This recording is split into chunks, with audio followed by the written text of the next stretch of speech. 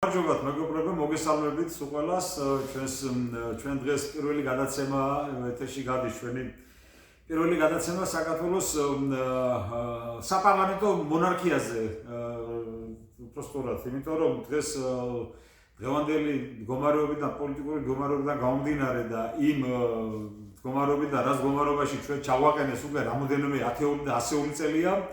ალბათ დადგა საკითხი დღის წესრიგში დადგა საკითხი რომ ეს თემა მონარქიის თემა წამოწიოთ ბატონო გაიოს იმიტომ რომ ეს არის აქტუალური თემა საქართველოს არაფერი არ დაუშვებია სამაგისტრო დარჩეს მეფეებს არ დაუშვებია თუ ეს საკითხი ყოფილიყო ესე იგი ჯერ რატო გადავწყვიტეთ მაშინ რომ ესე იგი გავაუქმეთ ეს ყველაფერი და გაგვიუქმეს უпроსტად კასმარიცის გვინდა რომ ამ თემაზე საერთოდ ვილაპარაკოთ, ვისაუბროთ და გავაგებინოთ ადამიანებს რა არის მონარქია და რა საგებელი შეიძლება მონარქია მოუტანოს საერთოდ ერს და ქვეყანას.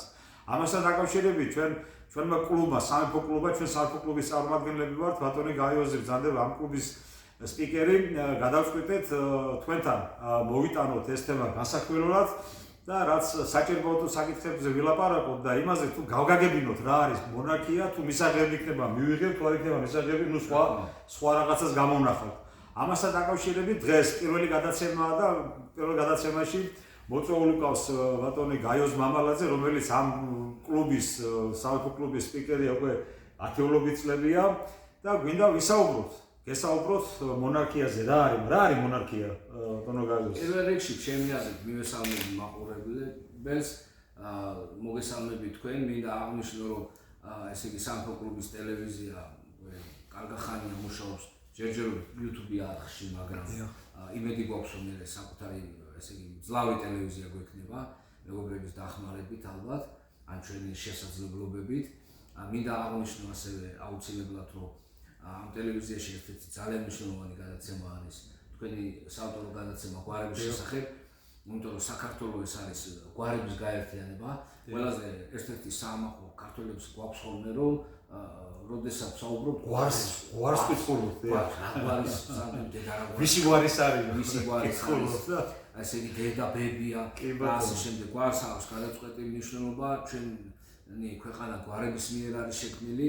გვარები ხარდამხარ იბრძოდნენ საქართველოს თავისუფლებისათვის და იმისთვის იბრძოდნენ რომ ჩვენ აქ ესე იგი გვესაუბრა და თავისუფალი ადამიანები ყოფილიყავით იმ ანთროპოლოგიით რა ანთროპოლოგიასაც ატარებდნენ დავით აღმაშენებელი და თამარ მეფე. ანუ იმ გარეგნობით და იმენით რა გარეგნობითაც და ენითაც არსებობდნენ ჩვენი წინაპრები და ამისთვის მე მადლობა მინდა მოგიხადოთ, გადაგიხადოთ თქვენ და ასევე მინდა მადლობა მაყურებელს უთხრა, იმიტომ რომ საკმაოდ პოპულარულია ეს გადაცემა და დაინტერესებულია. რეკლამო საბედნიერო. ყოველგვარი რეკლამის გარეშე ეს გადაცემები, თქვენი გადაცემები ძალიან ეს პოპულარულია. ინტერესი არის, ამიტომაა კარგი, რომ ინტერესი არის ძალიან დიდი გვარის, თავის საკუთარი გვარის ისტორიის გვარის და სხვა გვარების საინტერესოებს. მათ შორის დაუშვათ ჩვენი მეფეების გვარის ისტორიები და შემდეგ და ამასთან დაკავშირებით, ესე იგი, ჩვენი არსებობა ეს არის წარსული, არ თქო და მომავალი. ქართველი ადამიანი წარსულის გარეშე და მომავლის გარეშე შეუძლებელია ხარ. ყველანი ვდარბობთ რომ რთული გვაქვს, ძალიან გვინდა რომ ბედნიერი მომავალი გქონდეს ჩვენი შვილებისათვის და ვამაყობთ რომ ღირსეული და საამაყო და დიდებული წარსული გქონდა.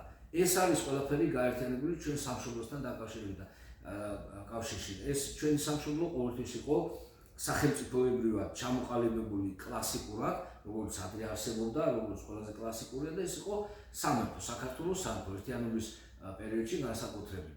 და დღეს, როდესაც ვსაუბრობთ თუ რა არის მონარქია, მე პირდაპირ მინდა უთხრა მაყურებელს რასაც ვფიქრობ. მონარქია, ჩემი აზრით, დღესაც ეს არის ის, რაც ყველაზე მეტად გვჭირდება, ეს არის სიმშვიდე, ეს არის სტაბილურობა. როდესაც და ერთიანობა. დიახ, ერთიანობა.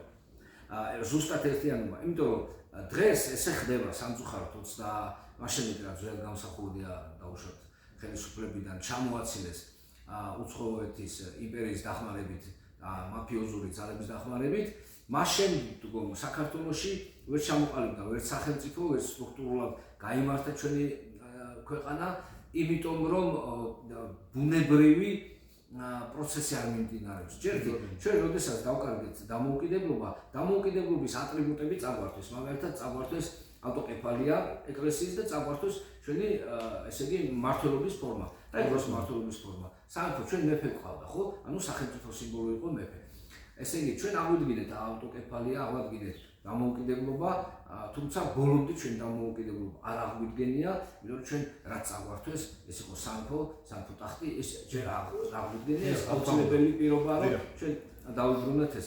მე შემდგომ ამისა ჩვენ ვიყავით ყოველთვის ყველაზე დაწინაურებული განვითარებული ერების გვერდით და მეზობლები და მეგობრები. ზოგჯერ ფლაგმანის ვიყავით. ფლაგმანების ვიყავით დავითისა და თამარის პერიოდში და როდის ვიყავით, როდესაც ჩვენ ქონდა ჩვენი საკუთარი სამი. რა თქმა უნდა. და გარდა ამისა, დღეს როდესაც ძალიან გვიჭირს, ძალიან, იმიტომ რომ დაპირისპირება სიძულვია ქვეყანაში გამოტონებული სხვადასხვა პოლიტიკური ელიტები ერთმანეთს ებრძვიან ყოველგვარი ესე იგი მორალისა და ამის ასე ვთქვათ გარეშე და ფაქტობრივად მსხვერპლიც გვაქვს ეთიკის გარეშე ეთიკის მსხვერპლი გვაქვს ხშირად ადამიანურის ფიზიკურის და მორალურის რა თქმა უნდა კი ბატონო იმიტომ რომ საქართველოს სახელმწიფოს მეთაურობა დღეს ნიშნავს რომ ხალხ ერთი რომელიმე პარტიის ესე იგი წარმომადგენელი სამწუხაროდ დიახ მაგალითად პრეზიდენტი 1992 წლიდან როდესაც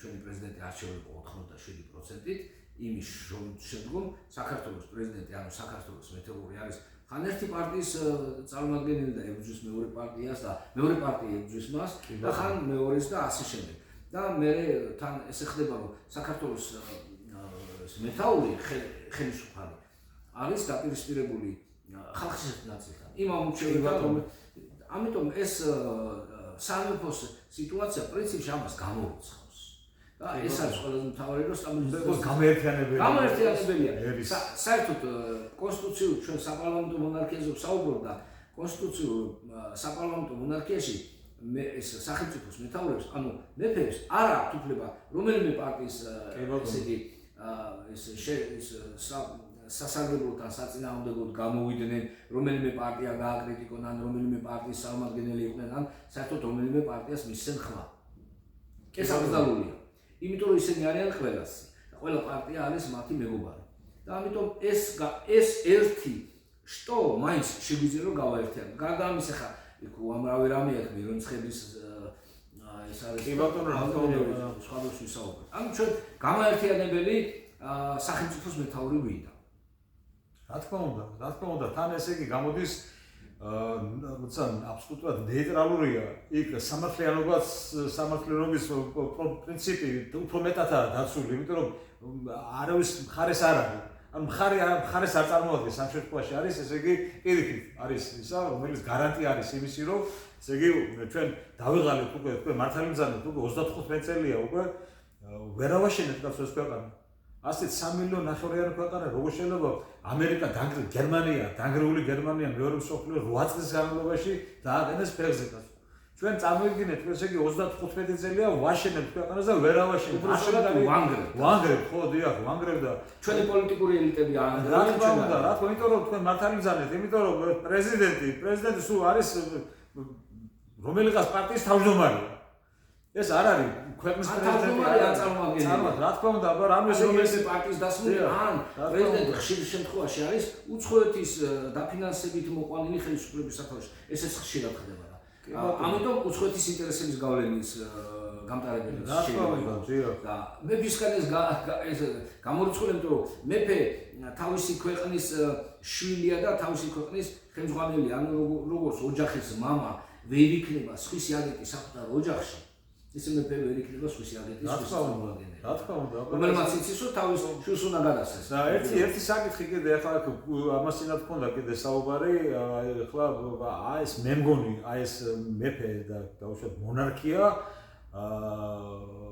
ჩემი აზრით ალბათ სწორიც ვიქნები ალბათ ამას თუ გავაჟღერებ აი კავკასიასაც ალბათ მოიცავს იმიტომ რომ ის დაკარგული ტერიტორიები რომლებიც ახლა სამწუხაროდ ჩვენთან არ არიან გინდა აფხაზეთი, გინდა ოსეთი, აი მათაც რაღაცა ჩემი აზრით, იმიტომ რომ ძალიან ბევრჯერ გამიგია, მე ოსებისგან გამიგია, ჩვენ ნათესავები ყავდა, მეფეები და რაღაცები და ამას შეიძლება რაღაცა დადებითი როლიც შეასრულოს ჩვენ გაერთიანებაში და ესე ერთად ყოფნაში და მთელი რეგიონში დაუშვათ როგორც ყავდა ჩვენ ისტორიულად ვიყავით, წამყვანები ვიყავით, სულ შეიძლება იგივე მდგომარეობაში დაგვაბრუნოს ისევე. ჯერ ერთი ჩვენ დაგვაბრუნოს იგივე მდგომარეობაში და მე კავკასიის სტაბილურობას რა თქმა უნდა, მაგას ეკონდა ფედერალობაში. კავკასიის ძველი ლიდერებიდან დაუშვათ სომეხი მეფეების შთამომავლები აღარ არსებობენ იმ ალბანელების მეფეების, ხელმძღვანელების შთამომავლები, ასევე დაკარგულია ჩრდილოეთ კავკასიაში ხელმძღვანელების, აი მეფეების ოსთა და ასე შემდეგ შთამომავლობის ტრადიცია, ანუ დაზუსტებული არ არის ვინ იყო და ერთადერთი ჩვენ გვაქვს ესე იგი დინასტია გვყავს, რომელიც არის ყველას გამოერთიანებული, მაგალითად ჩვენ ვიცით რომ თამარ მეფის დედა იყო ოსთა მეფის ასული. რა თქმა უნდა, დიახ. ჩვენ ასევე ვიცით რომ დავით აღმაშენებლის მეუღლე იყო სომეხთა მეფის ასული. ჩვენ ასევე ვიცით რომ ესე იგი ჩერქესთა მეფეების შთამომავლებიც არიან ჩვენი დინასტია ნათესაობა. ბიზანტიელებსაც ასევე ალბანეთის მეფეების მემკვიდრეები არიან. ფაქტობრივად ესე იგი ბაგრატიონები ხო ქართველები არიან და არიან მთლიანად კავკასიელები, ყველას შთამომავლები არიან, ყველას ინტერესების გამტარებელი შეიძლება იყვნენ და ყველას გამოერთიანებული შეიძლება იყვნენ და ის მისიც მისცენ დაუშვათ რაღაც ტრადიციული ერთიანობის განცდა ჩვენს იმას რა ქვია რეგიონს. სხვათა შორის ხომ გახსოვთ ჩვენ პროექტშიც გვაქვს კიდეც პრინციპები გვაქვს ჩამოყალიბებული კონსტიტუციური მონარქიის ესე იგი კონსტიტუციის პრინციპები და სადაც გვიწერია რომ ტიტულში შეიძლება ის ესე იგი შემოვიტანოთ ესეთი რომ მეფე აფხაზთა და ქართველთა აფხაზთა ახლა აქ გულისხმობს იმ აფხაზებს, რომელი აფხაზებიც ქართველები იყვნენ და ასევე იმათ, რომელებსაც აფსანებს ჩვენ დავარქვით აფხაზები და კონსტიტუციაში ესე ამითითებული, ეს კარგია თუ ცუდი ამაზე არ ვსაუბრობ. აფხაზთა და ქართველთა მეფე როგორც იყო ტიტულში, მე კიდე ჩვენს ტიტულში ბევრი რამე იყო, მაგრამ დღევანდელი თანამედროვეობა შეიძლება ესე იყოს წარმოდგენილი, იმიტომ რომ რანცა და კახეთს თავისი ცალკე სამეფო არ ქონდა დავით აღმაშენებელმა რომ შემოიერთა მაშინ და იმიტომ იყო ტიტულში და ეხლა შეიძლება ტიტული ესე ჩამოყალიბდეს მეფე აფხაზ და ქართველთა და კავკასიის ხალხთა მეგობარი, კავკასიის ხალხთა ნაცავი, ან კავკასიის ხალხთა მსვლელი. რა თქმა უნდა, ძალიან კი ბატონო. ან კავკასიელი ხალხის ინტერესების დამცველი. ნუ ტიტულში ხა ეს მე ამას დავააზუსტებ. ჩვენ პროექტები გვაქვს, რამდენიმე ვარიანტი შემუშავებული და მე თვითონ ხალხი ამოიჩევს. ჩვენ ყველაფერს ხალხს დავუგირი. კი ბატონო. არაფერი არ ხომ ხალხის სხვა შორის დღეს გავაზიარე დავდები ის ჩვენი ის რა ქვია მაგას ის კლიპი რა თქმა უნდა და ჩვენი ისო გვაქვს რა ქვია მაგას და რაც სადაც ვაფეთნებ ჩვენ ამ იმას რა ქვია ჩვენს ნაზრებს და ამ წერილებს საიტი მაპატიეთ ვერ მოერგია ახალგაზრდულ რაღაც ტერმინოლოგია საიტით დიახ გავაზიარე რომ ხალხმა ნახოს ეს ყველაფერი და ეგ ძალიან კარგადაა ყველაფერი ისა. ეხლა მეორე შეკითხვა რომელსაც ძალიან ხშირად სვამენ რატო ბაგრატიონები?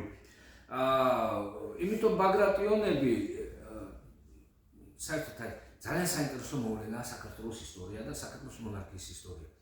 სხვა ქვეყნებში მონარქების გვარი იცვლება. რა თქმა უნდა, აი ეს მინდა რომ განაცხადო. მაგალითად ბიზანტიის ხელმძღვანელი ბასილევსი, ანუ ბიზანტიის მეფე, რაც აღმოსავლეთ რომის იმპერიას ნიშნავდა, შეიძლება ყოფილიყო ძალიან ძლიერი სარდალი გამხდარიყო, ძალიან ძლიერი, შეიძლება გლეხების თავმავალიც ყოფილიყო, არ იყო ეს პრობლემა და რომელიც იყო დაუშვათ ახალ დინასტიაში ჩაუყრით და სათავეს მერე სხვა შეიძლება მოსულიყო და ეს გამოდიოდა რომ იყო ეს ღვთისგან რჩეული ადამიანი, მაგრამ საქართველოში აუცილებელი იყო რომ უნდა ყოფილიყო მეფეთა ნათესავი და ეს იყო ღვთისგან ესე იგი მირონცხებული და ღვთის მადლით ყოფილი. იქ თუ რჩეული აქ მადლი. ესე იგი განსხვავება იყო რატომ?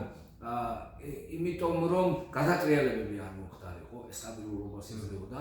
იმიტომ რომ ჩვენ ქონდა ესეთი თეორია, რომ ბაგრატიონები ქრისტეს ნათესავებად, ყოველწლინა ღვთისმშობლის ნათესავებად თითოლებოდნენ. სხვათა შორის ეხლა ხანს მუშაობდი ბიზანტიის რაღაც საკითხებზე და არაერთი ბიზანტიელი მოღვაწე აღნიშნავდა მაგალითად დავით ამაშევილის მამიდის შესახებ, რომ რა ულამაზესი ქალია და როგორი ძლიერი და დიდებული გვარის წარმომადგენელია. ასეთი ძლიერი და დიდებული გვარი ისტორიაში არ არის.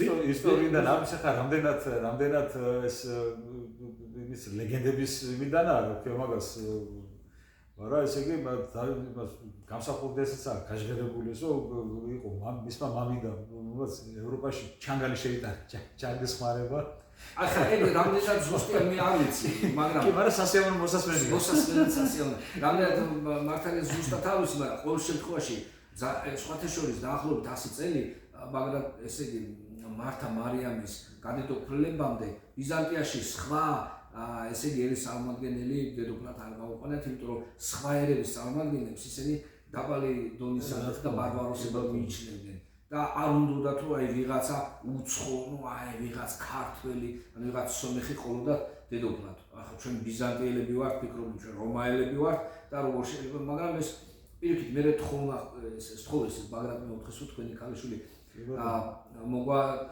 ეს მოგვა თხოვეთ დედოფლად და ძალიან საინტერესო რომ ის არის რომ ბაგრატ მეოთხეს კავკასიაში რომ შემოიჭრა თურქეთის სულთანი ეს მელიქ შაჰი ალპარსლანმა სთხოვა ბაგრატ მეოთხეს რომ ესე იგი დამიმძახებიო ანუ ეს შენი ქალიშვილი მომათხოვე მაგრამ უფროსი ქალიშვილი გათხოვილი იყო და ამიტომ უმცროსი ან დაბადებული არ იყო მართა ის უფროსი იყო მართა მე მარიამი ხა ეს დასკვნამისო არის ესეთი რომ ორი ქალიშვილი ყავდა მაგრამ ან დაბადებული არ იყო ან ძალიან მცირეწლოვანი იყო და თავისი დიშვილი ესე იგი ბაგრატის დიშვილი ითხოვა ცოლად იმდენად პრესტიჟული იყო ბაგრატიონთა გვარი რომ ესე იგი ყველაზე დიდი სახელმწიფოს წარმომადგენლის ესე იგი დედოფალი იყო მეფის მეუღლე იყო ბაგრატ მეოთხის ქალიშვილი ბაგრატიონი და უფრო დიდი რო გაძლიერდა და თურქეთი რო შექმნა ძალიან დიდი სახელმწიფო იყო სელჩუკების სახელმწიფო მაშინ ბიზანტიაც დაამარცხა იმანაც მოსკოვა რომ დამძახლება შეთან ეს მინდაო და მე დანათესავებაო და ბაგრატ მეოთხემ თავისი დიშვილი მიათხოვა თურქეთის სულთანს გარდაცვალების შემდეგ ის მოიყვანა დიდმა ვეზირმა რომელიც ფაქტობრივად მელიქ მულქმა რომელიც მართავდა თურქეთის იმპერიას და მე მარიამმა ძალიან დიდი იქ მასაც მარიამი ერქვა დიდი სამსახური გაუწია ჩვენს ქვეყანას სხვათაშორის ანუ ძალიან პრესტიჟული იყო ძველადაც ეხლა ძალიან პრესტიჟულია ევროპაში ჩვენ ვიცით რომ არსებობენ მეფეები ხო და სხვადასხვა ახლა ბრიტანეთს გაერთიანებულ სამეფოს ესპანეთს ბელგიას და ყველა ამ ევროპული მონარქების დინასტიის ისტორია გაცილებით მცირე პერიოდს მოიცავს ვიდრე ბაგრატი. რა თქმა უნდა, მაგრამ ერთად აღებული დავუშვათ, ხო, რამდენი შეიცვალა საფრანგეთმა, რა თქმა უნდა. და მით უმეტეს აი ხა რო იმ პერიოდს პაშუს აპერიოდში ჩვენ ყავდა მთლიანად, რა ბაგრატიონები საფრანგეთმა მიგონი 3 თუ 4 შეიცვალა რაც. ჩვენ 1400 წლოვანი თუ ეს დაახლოებით დინასტია ყავდა თუ ჩავთვლით რომ ესე იგი პირველი ეს გვარამ ერისთავარი იყო ბაგრატიონებმა. თუ ჩავთვლით რომ აშოტიდან მოდის დაუშვათ უფრო გვიან ეს ანუ ეს ადარნასედან მაშინ დაახლოებით 1000 წელი მაგრამ თუ ჩავთვლით რომ მართალია ის ლეგენდა რომელიც ამბობს რომ ჩვენები არიან ძველი ისრაელის მეფეების ესე იგი ქრისტიანების წმინდა მეფეების დავით წინასწარმეტყველისა და სოლომონ ბრძენის შთამომავლები მაშინ 3000 წლოვანი რა თქმა უნდა ისტორია აქვს ამ დინასტიას და ნუ ეხლა ეს არის ყველაზე პრესტიჟული მთელ მსოფლიოში, ყველაზე პრესტიჟული ფაქტობრივად ისეთივე ხანგრძლივი მმართველობის როგორც იაპონიას აქვს, აიქაც ღვთის შვილად ასე ვთქვათ რა, ახლა წყალებში და განსაკუთრებულად ითვლება იქაური მეფე იმპერატორი და იმის ცვლილება არ შეიძლება და აქაც იმიტომ არ შეიძლებოდა ამის ცვლილება და ამას სტაბილურობა მოგვიტანა გარკვეულწილად ზოგიერთ შემთხვევაში რაღაც გვერდით ამოვლენების ჰქონდა დამასუსტებელი თუმცა გარკვეულწილად მაინც სტაბილურობა მოგვიტანა რა თქმა უნდა დიახ რა თქმა უნდა ეს ძალიან განაპირობებს იმის რომ ჩვენ ისტორიულად ჩვენ მეფეები ოთვის იმის არ იყოს ფორმულა არსებობს ეგეთი ხო მეფე უნდა ემსახურებოდეს ხალხს არის ხალხი მეფეს ჩვენ და სულ ამართლებდა იმიტომ რომ სახურება იყო და არა სამსახური. დღეს პრეზიდენტი რომელიც სათავეში დგას ის სამსახურშია. ხელფასი გოს მაგაში და მეფე მსახურებს. ანუ ემსახურება თავის ხალხს ემსახურება თავის ქვეყანას ემსახურება და იმიტომაც იყო ზნეობრივი გვირობის პირველ მაგალითს მეფე იძლეოდა ყოველთვის. და ამიტომ მეფეს მიყვებოდნენ ყოველთვის. არასოდეს არ ყოფილა საქართველოში აჯანყება არ ყოფილა მეფის წინააღმდეგ რაღაცა სოციალურ ნიადაგზე არ ყოფილა ეგეთი რაღაცა და 12 ის ყავდა კაცო მაგას წმინდანი მეფე ყავდა 12 წმინდანი მეფე ეს არის უშველებელი უზარმაზარი რამეა ეს გასაგებია კი ბატონო ეხლა კიდე ძალიან ხშირად დასწრული შეკითხვა ეს რომელიც აი როგორც კი მონარქიაზე დაიწყება ლაპარაკი პირველი რასაც ესე იგი ადამიანი გეკითხება არის ეს ბატონობა, რადგან ბატონობა ჯერეთ მეცინება ხოლმე, ეგეთ რაღაც თავადაზნაურობა და რაღაცა და ეს წოდებები და რაღაცა წამართმევს, მიწას წამართმევს და რაღაცას დაიბრუნებს. აი ამაზე სტერეოტიპი არის შექმნილი ძალიან ცუდი სტერეოტიპი და ეს პირველ რიგში რაც უნდა გავაკეთოთ ჩვენ ეს დავანგრიოთ ეს სტერეოტიპი და ეს გავარღვიოთ. ეს უნდა გავაკეთოთ, კი, ესე აი ეს აუხსნათ, კარგად აუხსნათ. საერთოდ ორი პროექტი არსებობს, ძირითადად ორი პროექტი არსებობს თანამედროვეობაში მონარქიზმის. ეს ერთი პროექტი ეს არის ესე იგი სახალხო მონარქია, რომელიც არის დაუშვათ ევროპაში მიღებული, ეს ასევე იაპონიაში, სადაც ესე იგი ყველა თანაბარია, ამაზე ცოტა მოგვიანებით ვიტყვი და მეორე არის რომ არის ქვეყნები, სადაც ყველა თანაბარი არ არის. იქ აბსოლუტური მონარქია, მსგავსი აბსოლუტური მონარქიებია და ასე შემდეგ, მაგრამ თანამედროვე სამყაროში შეუძლებელია ბატონობა არსებობს. საქართველოში არის გარკვეული პროექტი, რომლებიც არის რაღაც ჯგუფი, რომლებიც ფიქრობენ, რომ მონარქია უნდა აღდგეს და უნდა აღდგეს თავადაზნაურული წოდებები და რაღაც სტრუქტურები. ეს არის გამოიწვია. რა თქმა უნდა. არ არსებობს ვარიანტი არსებობს. საქართველოში მონარქია აღდგება ჩემი აზრით და თუ აღდგება აუცილებლად იქნება სახალხო. ამიტომ ჩვენ პროექტს სამეფო კლუბმა უწოდეთ ასეთი ვრცელი სახელი. მაგალითად კონსტიტუციური სახალხო ჰორიზონტალური, დემოკრატიული, რესპუბლიკური მონარქია, რომელიც ახლა ევროპის და მსოფლიო ისტორიის ტრადიციების მიხედვით შეგვიძლია ასევე უწოდოთ გვირგვინოსანი დემოკრატიული რესპუბლიკა. ანუ კონსტიტუციური, იმიტომ რომ მეფე იქნება შეზღუდული, ფაქტობრივად აბსოლუტური მონარქია საქართველოში არ ყოლია დავით აღმაშენებელიც კი შეზღუდული იყო თავისი მორალით. თამარიც თავისი მორალით და ასევე ტრადიციული სამართლით. კი ბატონო. მერე კონსტიტუციური ანუ შეზღუდულია. ეხლა სახალხო, ანუ ყველა არის თანაბარი. სახალხო იმიტომ რომ თავადაზნაურობამ დიდი სამსახური გაუწია ბრძოლებში ჩვენს ქვეყანას, იმიტომ რომ ესენი ოფიცრები იყვნენ და გლეხებთან ერთად რაზმით, ესენი ხელმძღვანელობდნენ გლეხების რაზმებს და საქართველოს ლაშქარს. მაგრამ თავადაზნაურობას შეეძლო მხოლოდ მაშინ გამხდარიყო ოფიცერი. დღეს ყველა შეუძლია გახდეს ოფიცერი. რა თქმა უნდა. ასე რომ ეს ყველა აზნაურია. თავადაზნაურობა ნიშნავს რომ ის იყო აზატი, ანუ სრულიად თავისუფალი. სხვა გარკვეულწილად დამოკიდებული იყო ზემწყობაზე, ანუ თავის ფეოდალზე. დღეს ყველა თავისუფალია. ანუ დღეს ყველა აზნაურია. საქართველოში ყველა აზნაურია. ყველა ქართული გვარი, ყველა საქართველოს გვარი, ყველა საქართველოს მოქალაქე არის აზნაური და თავისუფალი. ანუ ეს საჭიროება აღარ არის. მოიხსნა.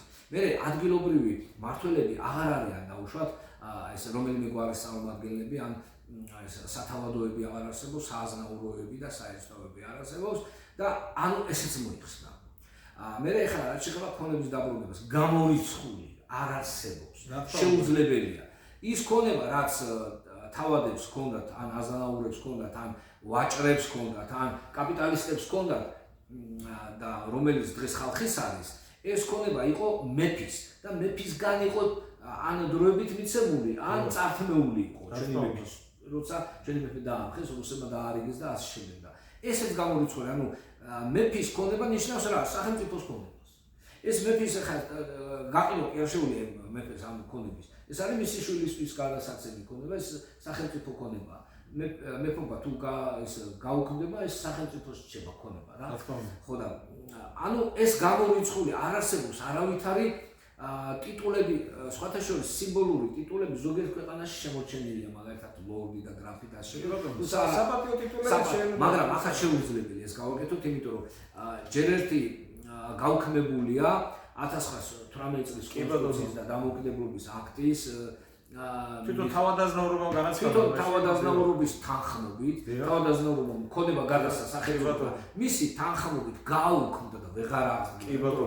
ეხლა შეუძლებელია, იმიტომ რომ როდესაც საუბარი არის გლეხისა და თავადის შესახებ ერთგვარად, აი ჩვენს ნაშრომში ეს კარგად არის ასე ვთქვათ, განმარტებული გვაქვს სამეფო კლუბს, ერთგვარად, ესე იგი ერთი ნიშნავს კეთილშობის და მეორე არაკეთილშობის. ეს პოლიტკორექტულობასაც აღვევს და გამორიცხული ესეთი რამე იყოს. იმიტომ რომ ჯერთი ძალიან ბევრი სათავადო ყველა არის გვარები, რომლებიც სათავადოა, თუმცა იმ გვარებს აზნაურებიც ყოლია და ის გლეხებიც ყოლია. ანუ ეხლა ეგ ვინ იყო თავადი არა.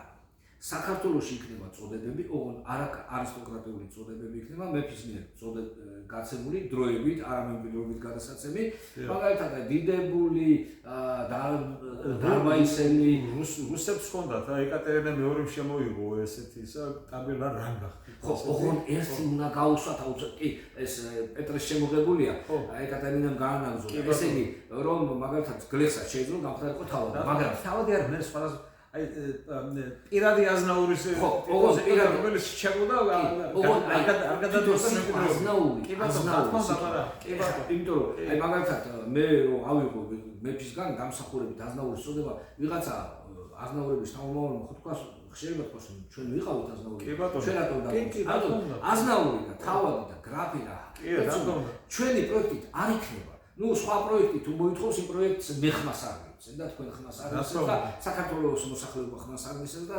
ჩავარდება ეს პროექტი. თუ გვინდა რომ მონარქია აღდგეს ქვეყანაში, აუცილებლად უნდა იყოს თანაბარი. ამიტომ ჩვენ ჰორიზონტალური მონარქიაც უწოდებთ ამ მონარქიას, იმიტომ რომ ყველა არის თანაბარი, მეფეც თანაბარია მოსახლეობის, ისიც მოქალაქეა, მეფეც მოქალაქეა, თუმცა არის სტაბილურობის გარანტია, რომელიც სამშვიდობობით გადასცემს. მე ჩვენ რესპუბლიკურიც უწოდეთ იმას იმიტომ ეხლა თანამედროვე სამყაროში ბოდიში ცოტა გამიგზავნა მაგრამ ეხლა რას ნიშნავს რესპუბლიკური იმიტომ რას ნიშნავს რესპუბლიკური რესპუბლიკის ორი ძირითადი განმარტებაა ერთი არის რომ ყველა ეს თანამდებობა რომელიც მმართველია აუცილებლად რესპუბლიკაში უნდა იყოს არჩევნები საპარლამენტო მონარქიის და კონსტიტუციური მონარქიის შემთხვევაში მეფე არ მართავს ესე იგი პარლამენტი, პრემიერ-მინისტრი, საკრებულოები და ასე შემდეგ, ანუ ყველა არჩევნით. მეორე განმარტება და ეს ჯონ ადამსის განმარტება ამერიკის მეორე პრეზიდენტის და ესე იგი პირველი ვიცე-პრეზიდენტის ძალიან საინტერესოა. რესპუბლიკა რას ნიშნავს? ეს არის კანონის მმართველობა. კანონის მმართველობა. ანუ ჩვენი კონსტიტუციური მონარქია იქნება კანონზე და კონსტიტუციაზე დაყრდნობილი და იქნება კანონებით. ანუ მეფეს იმის უფლება კი არ ექნება, რომ ვიღაცას თავი წააჭროს. საერთაშორისო საქართველოში გამორიცხული ყვა, დავით აღმაშენებელიც კი არ აჭრავს. არავის, თვითონ თავისი ბუნებაც ისეთი ყოლა. და ეს მოიხსნა და იქნება რა? კანონის მმართველობა. ანუ საქართველოს სამეფო, საქართველოს რესპუბლიკური სამეფო, საქართველოს საპარლამენტო სამეფო იქნება კანონის უზენაესობა. ეხლა რომ არ არის კანონის უზენაესობა, ვიღაცა გახდება პრეზიდენტი, ვიღაცა გახდება პრეზიდენტის დამსმელი, კი ბატონო, და პრეზიდენტის ესე იგი მომყვანი და მე იმისია ყველა. ესე არა. არ იქნება ესე, იქნება ადამიანი, რომელსაც ექნება სხვათა შორის საბანკო ანგარიშების კი შეზღუდულებია ხშირ შემთხვევაში, აი ესე მონარქიებში, იმიტომ რომ საბანკო ანგარიში რაში უნდა ქონდეს, რატო უნდა ქონდეს მეფეს? ბიზნესი უნდა წარმოოს, გამორიცხულია მეფე ბიზნესმენი ვერ იქნება. ვერც ქთამს ვერ აიღებს დაუშვათ მინისტრის დანიშნვისათვის და ასე შემდეგ. ეს ყველაფერი დაალაგებული იქნება და იქნება სტაბილური ქვეყანა. გასაგებია, აი კიდე ერთი ესეთი შეკითხვა, რომელსაც ძალიან ხშირად ვიწყებთ, მე რატო გეუბნებით ამას, მინდა ადამიანებს, მოქალაქეებს გავაგებინოთ ხშირად დასმულ შეკითხვებს გაძლევთ რა, რომელიც აინტერესებს ადამიანებს. აი მეფე უნდა შევინახოთ? აი ძალიან საინტერესო, ძალიან მეუხერხულება ამ თემაზე მოვსაუბროთ, მაგრამ აუცილებელი რა თქმა უნდა აუცილებელია, რომ ძალიან ხშირად მეკითხებიან ამას. სახელმწიფოს აუცილებლად სჭირდება მეთაურის სტატუსი. ვიღაცა უნდა იყოს მეთაური. ან პრეზიდენტი უნდა იყოს, ან მეფე უნდა იყოს, ანუ ძირითადად ესე რომელიც ცერემონიალურ ესე ჩაატარებს დაუშვათ ელჩებს მიიღებს, ელჩებს დანიშნავს, ხელს მოაწერს კონსტიტუციას, ხელს მოაწერს კანონებს და ასე შემდეგ და ესე იგი ეს შეიძლება იყოს პრეზიდენტი, რომელიც ადრეს ვთქვი რომ ვიღაცის ინტერესების გამომხატველი და შეიძლება უცხოეთი და დაფინანსებული და მეორე შეიძლება იყოს მეფე, რომელიც იქნება არჩეული ჩვენი წინაპრების მიერ. ჩვენი წინაპრების და ჩვენს მიერ იქნება არჩეული. და ესე იგი ღვთისმიერი იქნება დადგენილი რა მორწმუნეთვის გასაგებად რო ვთქვა და არამორწმუნესათვის კიდე ჩვენი წინაპრებისა და სტაბილურობის გარანტია იქნება. და ეხლა რაც შეეხება ჩვენ ხო ვინახავთ პრეზიდენტს. ჩვენ გვახსოვს რომ პრეზიდენტების ბიუჯეტი იყო ძალიან დიდი, 9 მილიარდი თუ რაღაცა იყო ეს 10-15 წლის წინ, დაიკლო, ეხლა საკმაოდ ის არის ძვირი. და მაგრამ საქართველოში სამეფოს არსებობის შემთხვევაში მეფეს ექნება და მეფის თანაშემწეებს დედოფალს და ტახტის მემკვიდრეს, ესენი იქნებიან მეფის თანაშემწეები, როგორც დღეს პრეზიდენტი შეიძლება ყავდეს კანცელარია, კიდე ექნება პატარა კანცელარია, რომელიც შეასრულებს იმ უფლება-მოვალეობებს, რაც ექნება განსაზღვრულ კონსტიტუციით, სადაც იქნება თავი საქართველოს მეფის შესახებ და გაცილებით აქ იქნება. მეფის შენახვა ჭყალებში შენახვა, მეფის რჩენა ესე გაცილებით აქ იქნება ვიდრე პრეზიდენტს. გაცილებით შედარება არ არის რა. აი ხა ჩვენ ავიღოთ მაგალითად საფრანგეთის პრეზიდენტის ხარჯები არის ერთი არ ვიცი 100-ჯერ 50-ჯერ თუ რა ვიცი რამდენჯერ მეტი ვიდრე ესპანეთის მეფის. აი გაცილებით ეხა ესპანეთის სამეფო არ არის ღარიბი ქვეყანა, მაგრამ აი თუნდაც ავიღოთ ესე იგი გერმანიის პრეზიდენტის. გერმანიის პრეზიდენტს უფრო ძვირად უჯდება გერმანიის პრეზიდენტის შენახვა ვიდრე ესპანეთის მეფის. ბულგარიის ბელგიის მეფე ავიღო და ასე შემდეგ. ეს არის ყველაზე იაფი სამსახური, ასე ვთქვათ. ყველაზე ადვილად ანაზღაურებადი რა. ჩვეულებრივად შეიძლება ჩავთვალოთ თუ ხელფასი ექნება. თუ დაკარგავს მეფობას, ის აღარ იქნება რა. თან აღარ იქნება მეფე და აღარ იქნება შემოსავალი, იქნება ჩვეულებრივი. აი იტალიის მეფე როდესაც გადააყენეს, ნუ იქ ომის პერიპეტიების შემდგომ, მეორე მსოფლიო ომის შემდგომ, ის ჩვეულებრივად მოქალაქე გახდა. და ნუმიზმატური კოლექცია ქონდა იმას კიდე და იმით არ არსებობდა. რა თქმა უნდა, გია. ის დავით აღმაშენებლის მომენტა ქონია. ამაზე სტატია გვაქვს გამოქვეყნებული. ხო და ანუ რისი თქვა მინდა, ყველაზე იაფი, ყველაზე მარტივი, ყველაზე სტაბილური ინსტიტუცია მმართველობის არის არა პრეზიდენტის, თუმცა ძლიერი უფლებების პრეზიდენტის, ან თუმცა საპარლამენტო პრეზიდენტის. არა, ეს არის საპარლამენტო მონარქია. მეფე ყველაზე იაფი, ყველაზე იაფი. ძალიან კარგი, ეს არის უნდა იცოდეს ადამიანება და კიდე ერთი შეკითხვა, რომელიც ესე იგი აქტუალურია, რომელსაც ხშირად სვამენ, ვინ? ეხლა აუცილებელი პირობა აქვს, აუცილებელი პირობა არის ლეგიტიმიზმის. რა თქმა უნდა. ნუ ეხლა უფროს უმცროსობა და ასე შემდეგ. თუმცა აი აუცილებელი არის განმარტება მეფის შესახებ კონსტიტუციაში იქნება განმარტება, როგორც აი ტახტის მემკვიდრე თუ ივლის კაზინოში ის კარგავს ტახტის მემკვიდრეობას. თუ იქნება ნარკომანი, კარგავს ტახტის მემკვიდრეობას. თუ დაუშვათ იქნება რაღაც კრიმინალურ რაღაც საკითხებში გამოიცხულია ტახტის მემკვიდრეობას კარგავს. ამას აუცილებლად ხარჯზე უნდა გაუშვათ და ის უნდა იყოს ადამიანი, უნდა იყოს დამსახურებული. უნდა იყოს ძალიან განათლებული, როგორც აი მაგალითად გაერთიანებული სამეფოს მეფე. ან ეხლა ესპანეთის სამეფოს დღევანდელი მეფე არის 4 სხვადასხვა სახეობის ჯარის, ესე იგი სახმელეთო, საზღვაო, კიდე საჰაერო და კიდე მეოთხე რაღაცა ეს მე მგონი კავშირი 4 ოფიცერების კურსი აქვს გავული. და ახლა თავის ქალიშვილს რომ ნუ ვაჟი აკავს და ქალიშვილი დავიდეს ტახტზე, თავის ქალიშვილს ზუსტად ისე ზრდის. ძალიან ხო, ამას წინ ნახეთ, ახლა საერთოდ ეს გოგონა რაღაცა სიხარული და სიამაყით ამასო, გული მეც მინდა ესე. კი, რა თქმა უნდა. ძალიან მინდა, რა თქმა უნდა. მინდა ასე იყოს შენთანაც. რა თქმა უნდა, იმიტომ რომ საქართველოს სახელმწიფოს მეთაური უნდა იყოს შესაბამისად გაზრდილი. ეხლა იქ ქართულად თუ გამართულად ვერ მეტყვით. ჩვენ ხო ნახეთ რომ რამდენიმე საქართველოს პრეზიდენტი ვერ მეტყველება ქართულად. ვერ ლაპარაკობ. ჩვენ ნახეთ რომ საქართველოს რამდენიმე პრეზიდენტმა საქართველოს ისტორია არ იცოდა. ჩვენ ნახეთ რომ საქართველოს რამდენიმე პრეზიდენტმა დაუშვათ ქართული ლიტერატურის შესახებ არაფერი არ იცოდა. შეიძლება ცოტა რამე იცოდა, ნუ რაღაც ვეფხისტყაოსანი გაგონილი იქნება. ეს უნდა იყოს შესაბამისი პიროვნება. ალბათ ჩემი აზრი ესეთია, მე ბაგრატიონების გვარზე ბევრი მიმუშავე და ვფიქრობ, ძალიან საკრალური და ძალიან განსხვავებული გვარია და რაღაც საიდუმლოებით მოცულია მისი წარმოშობა, ისეთი საიდუმლოებით, რომელთანაც ალბათ ღვთის წყალობას აქვს კავშირი და ღვთის ანუ ნაცალობას იმ ოჯახიდან წარმოშობილი შეიძლება იყოს, რომელი ოჯახიდან ქრისტეც წარმოიშვა, ანუ დავით წინასწარმეტყველის ოჯახიდან, ყოვლადწმინდა ღვთისმშობელი იყო დავით წინასწარმეტყველის შთამომავალი, ასევე ეს მისი მეუღლე ესე იგი აღმზრდელი ჩვენი ქრისტესი იყო ასევე დავითის იმიდან რა ქვია გვარიდან წარმოშობილი, ეს ბაგრატიონები აქედან უნდა იყვნენ. თუმცა მე ვფიქრობ, რომ რა თქმა უნდა ლეგიტიმიზმთან ერთად აუცილებელი არის დამსახურება. უნდა მიიღოს მონაწილეობა, რა თქმა უნდა. უნდა ახლა მე არ ვამბობ, რომ აქციებში მიიღოს მონაწილეობა, გამორიცხულია, არ ვამბობ, რომ რომელიმე მხარეს მიიღოს მონაწილეობა, გამორიცხულია. ახლა ჩვენ საუბარი გვაქვს ზრდასრულებს არ განვიხილავთ ტახტის მემკვიდრედ. სამეფო კლუბი ყველა შეთანხმებულია. პატრიარქსაც ასე უნდა და ყველა ამაზე შეთანხმებულია, ბავშვები უნდა გაიზარდონ. ახლა ჩვენ გვყავს ორი ბავშვი, ერთი არის 12-13 წლის არის გიორგი დავითის ძე, რომელიც შესაბამისად უნდა გაიზარდოს და მეორე არის ესე იგი ბაგრატ ივანეს ძე, ეს 4 წლის არის, რომელიც შესაბამისად უნდა გაიზარდოს. უფრო წინ ერთია, უფრო შემდგომ მეორეა, მაგრამ შეიძლება მოვიდეს ისეთი პერიოდი, როგორც დაუშვათ მოხდა აშოტ კურაპალატიშვილების დროს.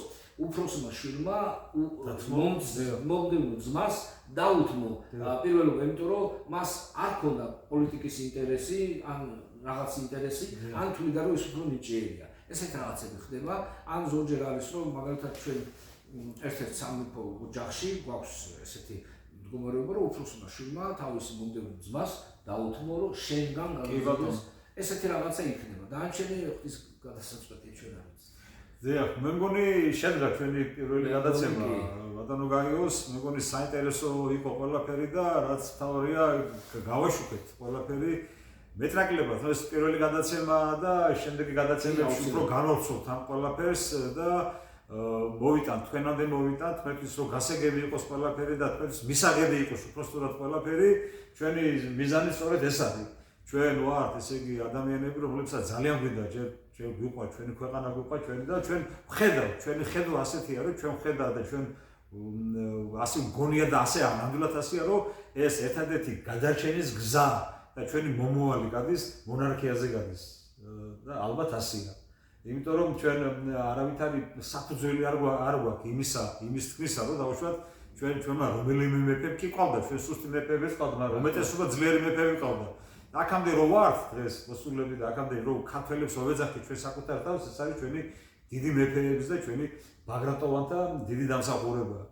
ამიტომ უყურეთ ჩვენს გადაცემებს, გამოიწერეთ ჩვენი გადაცემები, ძალიან გთხოვნა მაქვს. ეს ახლა გთხოვნა მაქვს, რომ გამოიწეროთ ჩვენი გადაცემები, იმიტომ რომ წვდომა გქონდეთ.